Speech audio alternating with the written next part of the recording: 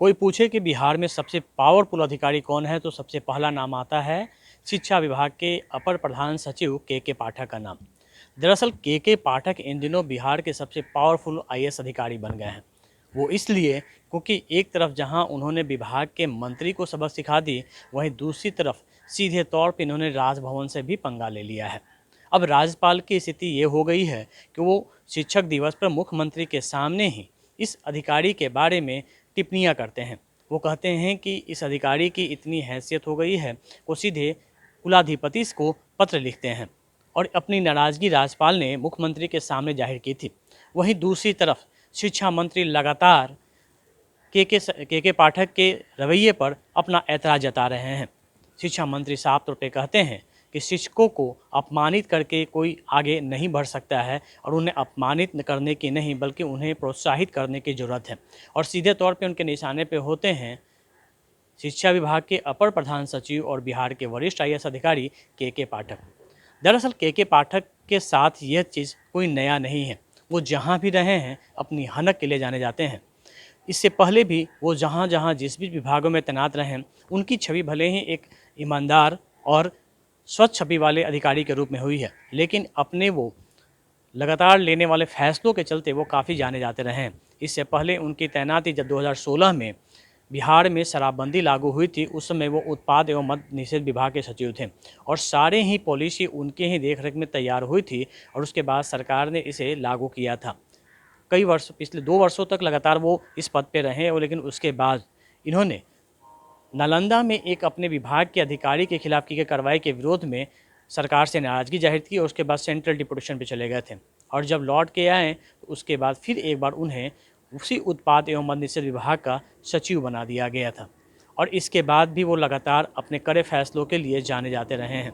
बिहार में शराबबंदी के दौरान जितने भी बड़े फैसले लिए गए उन सब के सूत्रधार के पाठक ही थे। लेकिन उसके बाद अचानक जब शिक्षा मंत्री के बारे में लगातार जो उनकी जो गतिविधियां सामने आई, सरकार की फजीहत होने लगी, उसके बाद नीतीश कुमार ने के पाठक को एक और बड़ी जिम्मेदारी दे दी और वो जिम्मेदारी थी शिक्षा विभाग के अपर प्रधान सचिव के पद का। निबंधन और मद्य निषेध विभाग से उन्हें वापस लिया गया और उसके बाद उन्हें शिक्षा विभाग का अपर प्रधान सचिव बनाया गया। लेकिन यहाँ भी अपने कड़े फैसले के लिए के पाठक ने सुर्खियाँ बटोरी ही नहीं बल्कि व्यवस्था में भी कई आमूलचूल परिवर्तन भी किए हैं। अपने फैसलों से शिक्षा विभाग में खलबली मचा देने वाले विभाग के अपर प्रधान सचिव के पाठक से राजभवन तक सनसनी है। के पाठक जहां एक के बाद एक फैसले ले रहे हैं, उससे शिक्षा मंत्री नाराज हैं। वहीं अब उनसे राज्य के विवि के कुलाधिपति और बिहार के राज्यपाल भी नाराजगी सामने आई है। के पाठक के फैसले से जहां राज्य सरकार भी असहज स्थिति में आ गई है, तो वहीं मुख्यमंत्री नीतीश कुमार भी कई मौकों पर के पाठक के साथ दिखाई दे रहे हैं कि किसी भी परिस्थिति में हमारे विभाग के चाहे बड़े अधिकारी हो या छोटे अधिकारी हो, हड़बड़ी में कोई निर्णय न ले। नींद में निर्णय लेने से, हड़बड़ी में निर्णय लेने से कई तरह की खामियां निकलती है और सरकार की किरकिरी होती है। शिक्षा विभाग के अपर प्रधान सचिव के पाठक को लेकर जिस तरह से सूबे के राज्यपाल सह कुलाधिपति राजेंद्र ने शिक्षा दिवस के दिन पटना विवि के मंच से जो कहा, उसे देखकर सब लोग दंग रह गए थे। लेकिन मंच पर मौजूद मुख्यमंत्री नीतीश कुमार ने कोई प्रतिक्रिया नहीं दी। राज्यपाल ने कहा कि शिक्षा विभाग के अधिकारी सीधे राजभवन को पत्र लिखते हैं, कुलाधिपति के कार्य में हस्तक्षेप करते हैं। इस दिन के अन्य कार्यक्रम में शिक्षा मंत्री चंद्रशेखर भी कहते हैं कि शिक्षकों को अपमानित करके भला नहीं किया जा सकता। वैसे फैसले नहीं लेने चाहिए जिससे सरकार को फजीहत झेलना पड़े और उसे वापस लेना पड़े। कुलाधिपति की जो भी वहाँ हैसियत है उस पर विचार करने की, पुनर्विचार करने की आवश्यकता है शिक्षा विभाग को।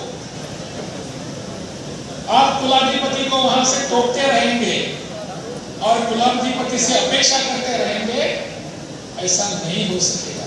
मेरे और मुख्यमंत्री के बीच कोई तनाव नहीं है, कोई तनाव नहीं।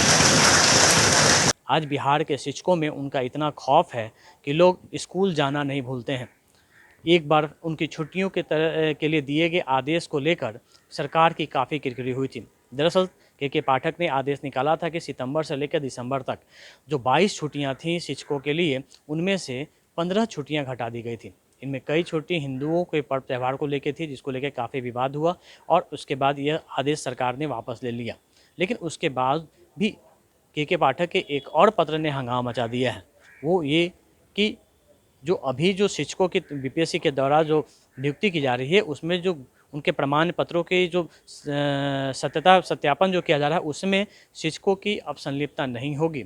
और के पाठक की इस कदम की सरकार ने भी मुहर लगा दी।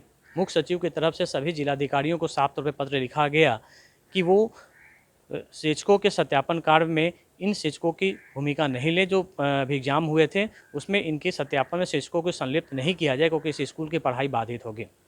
वहीं दूसरी तरफ विश्वविद्यालयों की शिक्षा को लेकर भी लगातार के पाठक विवादों में रहे हैं। राजभवन के साथ उनकी तल्खियाँ सामने आ जा रही है।